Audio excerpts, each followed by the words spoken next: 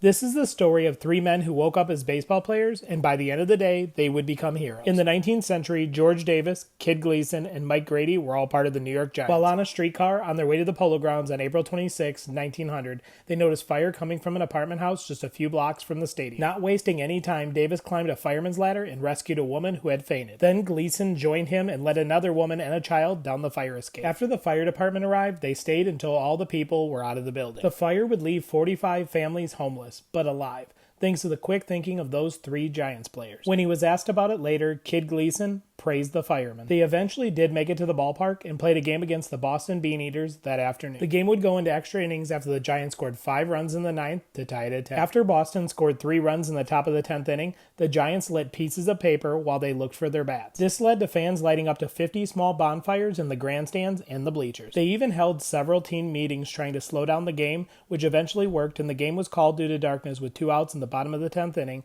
only 1 out from a Boston victory. One of the players who was part of the heroics earlier that day, George Davis, would be fined $5 for his actions during the game. In the end, it didn't matter, as the Giants would finish last in the league that year. And that's the story of how 3 baseball players turned into heroes. Want more baseball content? Hit that like and follow button.